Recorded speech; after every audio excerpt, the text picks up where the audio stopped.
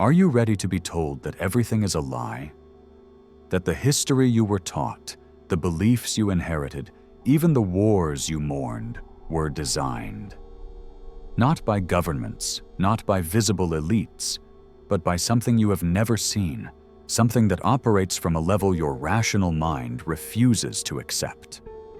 And before you close this thinking, it's just another cheap conspiracy theory. Let me ask you something. Why does the world work the way it does? Why, despite all our technology, our science, our supposed progress, do we keep repeating the same patterns of suffering, violence, and control? Coincidence? Don't be naive. There is something deeper, something that has always been there, feeding on you without you noticing. Salvador Freixedo knew it.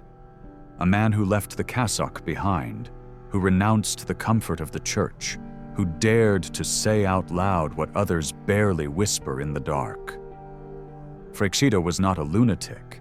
He was a Jesuit, someone educated in the very entrails of the system. And when he saw what was behind the curtain, when he understood that religions were not what they seemed, that faith was not a path to God but an energy farm, he decided to speak. And what did he discover? That we are not alone.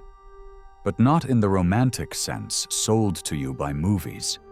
We are accompanied by entities that are not human, that have no physical form, that exist on a frequency your eyes cannot perceive, but that your unconscious feels every day.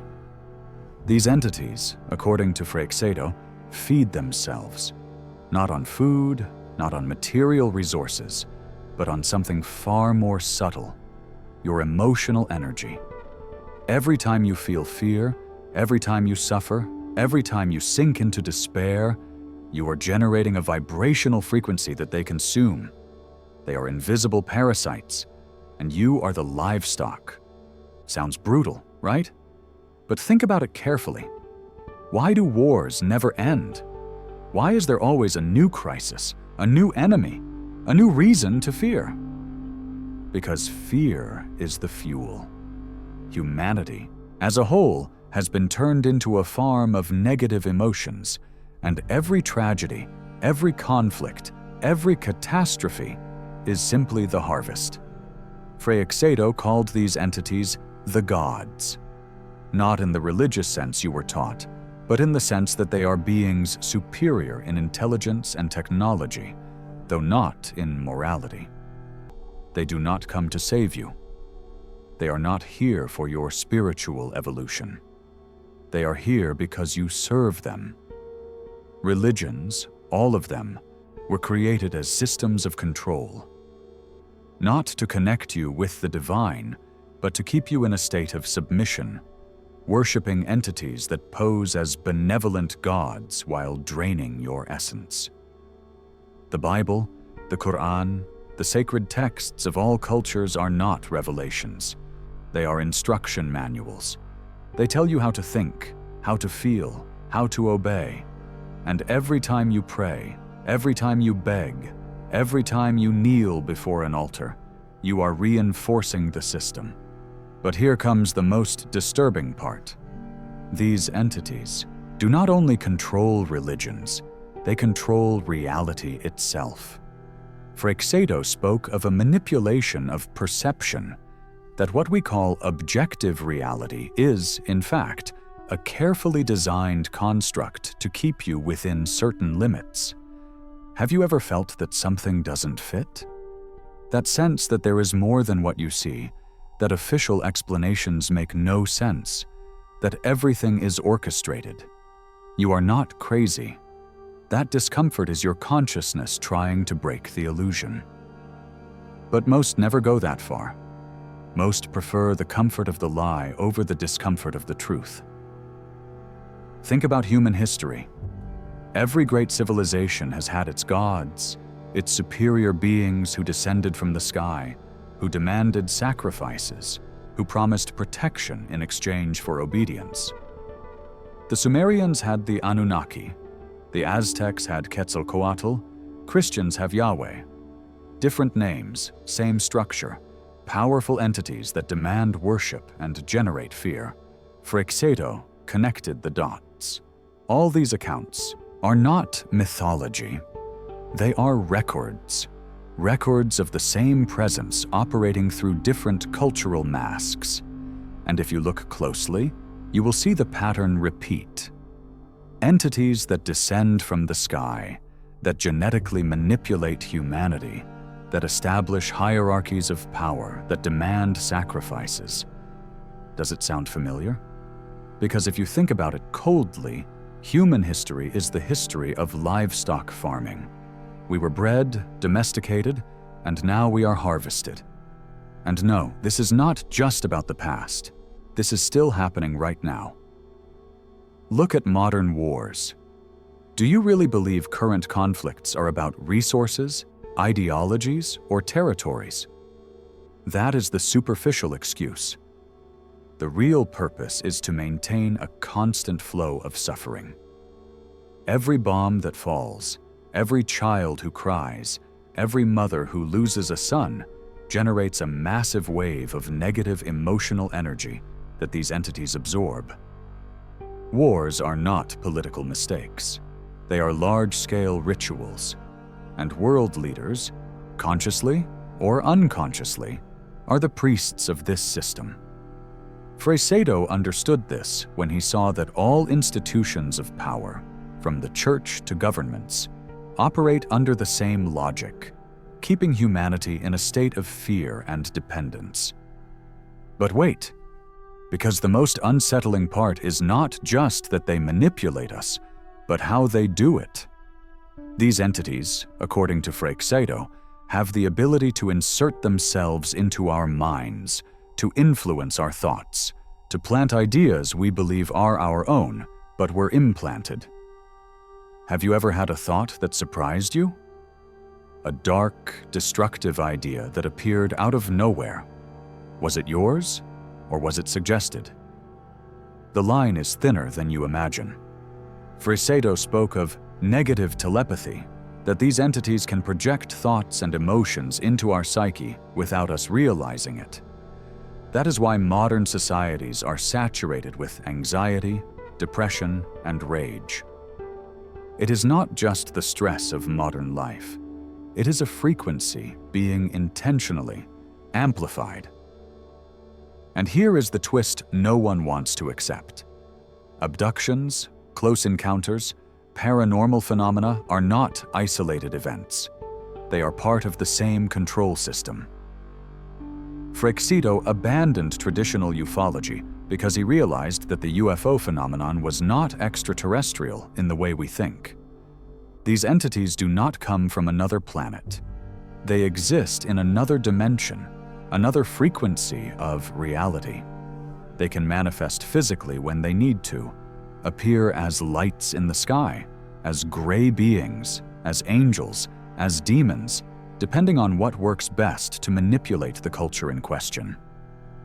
They are dimensional chameleons, and their goal is not contact, it is control. Every abduction, every encounter is an experiment, an intervention, an adjustment in human programming. Freixedo also spoke of something most people ignore: the role of collective beliefs in sustaining this system. Religions work because millions of people believe in them, and that massive faith generates a real, energetic structure. Egregores, as they are called in occultism, are collective thought forms that acquire a life of their own. Every time a crowd prays to the same God, it is feeding a non-physical entity that grows stronger with every act of devotion. And those entities, those egregores, are not neutral. They have will, they have agenda, and that agenda is not your well-being. Freixedo understood that organized religions do not connect human beings with the divine. They disconnect them. They make you believe you need an intermediary, a priest, a temple, a ritual, when in reality, if there is anything transcendent in you, it is inside, not outside. But here comes what will really make you uncomfortable. If all this is true, what do you do about it? Because you can close this video, you can dismiss it as madness, you can return to your life as if nothing happened. But something already changed. Once you see the cage, you cannot stop seeing it. And the question is no longer whether this is real, but what you are going to do with that information. For Ex-Jesuit does not offer easy solutions. There is no liberation manual, no magical ritual to get you out of the system. But there is a key: consciousness. These entities operate from the shadows, from the collective unconscious. As long as you remain asleep, as long as you keep repeating the patterns you were taught, as long as you keep believing the narrative sold to you, you will remain useful to them.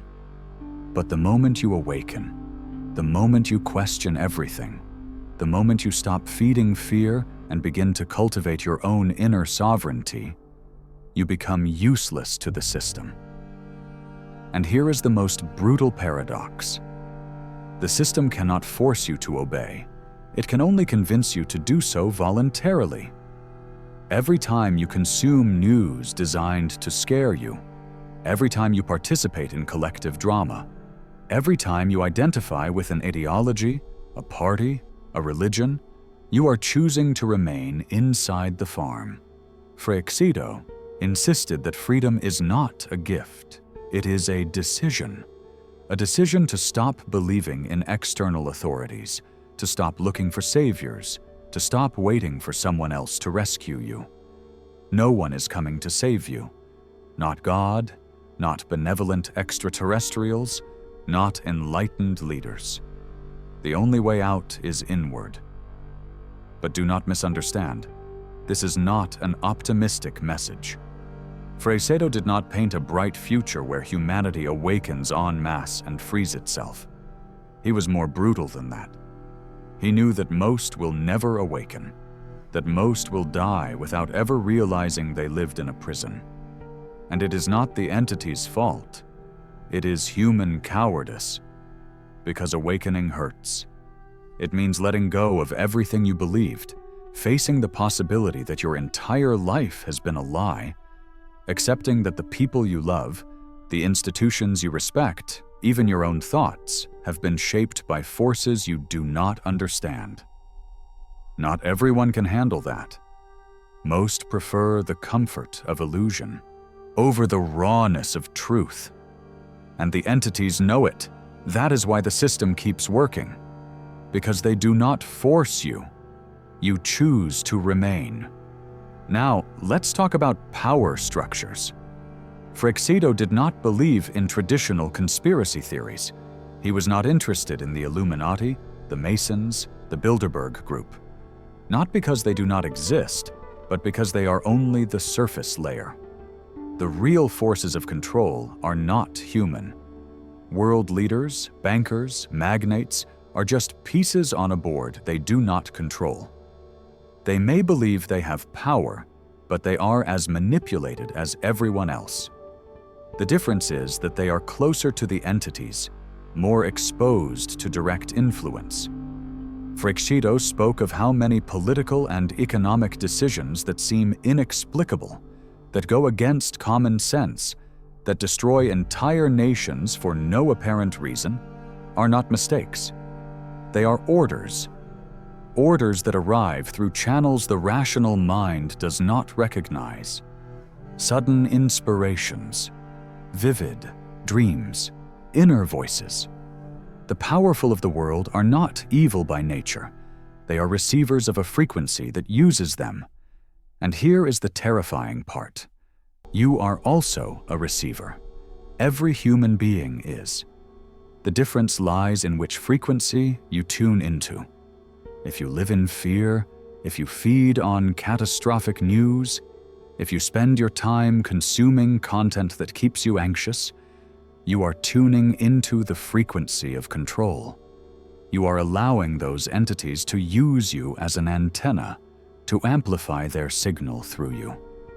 But if you learn to change frequency, if you cultivate internal states of peace, clarity, and connection with something deeper, you become invisible to them. They cannot feed on what you do not produce. That is why the system constantly bombards you with content designed to keep you in low emotional states. It is not entertainment, it is energetic manipulation. Ex-Jesuit also touched on a topic few dare to explore: the role of dreams. We spend a third of our lives sleeping, and in that state, our consciousness is more vulnerable, more open. What happens while you sleep? Do you really rest, or are you visited? Ex-Jesuit spoke of how many people are contacted during sleep, that there are interventions, implantation of ideas, extraction of energy. Dreams are not just projections of your subconscious. Some are invasions, and most people do not remember because dream memory fades quickly. But if you have had recurring nightmares, dreams where you feel an oppressive presence, where you wake up exhausted even after hours of sleep, do not dismiss it so quickly. You may not be alone even in your own mind. And let's talk about religions again, but from another angle. Ex-Jesuit noticed that all major religions have something in common. They promise future salvation in exchange for present obedience. They tell you to suffer now, to endure, to be patient, that your reward will come after death. Convenient, right? Because if your prize is in the afterlife, you can never verify if it was real. You can never claim what was promised. It is the perfect fraud. They keep billions of people submissive with the hope of a paradise they will never be able to confirm. And meanwhile, their energy, their life, their potential is wasted in rituals, guilt, and fears of a hell designed to terrorize. Ex-Jesuit saw this as the greatest scam in history, a system that turns suffering into virtue, that glorifies submission, that punishes questioning. And people accept it because they were told that doubting is a sin. But there is something even deeper. Ex-Jesuit mentioned that these entities do not only feed on individual suffering, but on collective suffering. That is why mass tragedies, genocides, pandemics generate such impact. It is not just the number of dead. It is the amount of pain concentrated at a specific point in time and space. That creates an energetic spike these entities harvest. That is why places where massacres occurred have a heavy, oppressive energy. It is not imagination. It is the residue of what was extracted there. And if you observe history, you will see that these events are not random. There are patterns, cycles, repetitions. As if someone were orchestrating tragedies according to a calendar we do not understand. Now, the part that is most uncomfortable. What if the entities are not completely alien to us? Ex-Jesuit hinted that the relationship between them and humanity is more complex than it seems. That perhaps, on some deep level, we are part of the same system. That our consciousness and theirs are intertwined in ways we cannot comprehend. This does not mean we are the same, but that we are trapped in a distorted symbiotic relationship. They need our energy to exist in their form, and we, without knowing it, have structured our entire civilization to feed them. It is a parasitic relationship, yes, but one so ancient that it has become part of our psychic biology. Breaking it is not just a matter of will, it is a matter of deep reprogramming. And here comes the point Ex-Jesuit emphasized again and again. Do not expect anyone to tell you the truth. Institutions will not reveal this, the media will not report it, governments will not admit it. Why would they? They themselves are part of the mechanism. The truth will not come in the form of an official documentary, a public statement, or irrefutable evidence. It will come when you stop looking for it outside and start feeling it inside. Because truth is not information. It is recognition. It is that moment when something inside you says, "I always knew." And that moment cannot be taught. It is lived. Ex-Jesuit spent decades researching, writing, speaking, and in the end, his message was simple but devastating. You are being used. Your entire life, from the moment you are born until you die, you are generating energy for entities that do not see you as an equal, but as a resource. And the system is designed so that you never notice, so that you live and die within the illusion, believing your suffering has meaning, that your struggles are yours, that your destiny is inevitable. But it is not. Destiny is a program, and like any program, it can be hacked. But you have to be willing to see the code, to question every line, to accept that everything you were taught may be a strategic lie. So here is the final question. What are you going to do with this? Because you can ignore it, you can dismiss it, you can return to your routine. But something has changed. A seed has been planted. And that seed, if you water it with attention, questioning, and courage, will grow. And when it grows enough, you will not be able to keep living as before. Because awakening is not comfortable, not beautiful, not inspiring.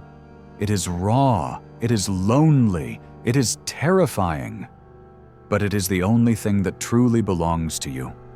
Your consciousness, your ability to see beyond the illusion, is the only thing they cannot take from you. Even though they try, and believe me, they try every day. Every distraction, every alarmist headline, every manufactured conflict is an attempt to keep you asleep, because a conscious human being cannot be controlled, and that terrifies them more than you fear them. Ex-Jesuit knew it. That is why he spoke. That is why he risked his reputation, his career, his life.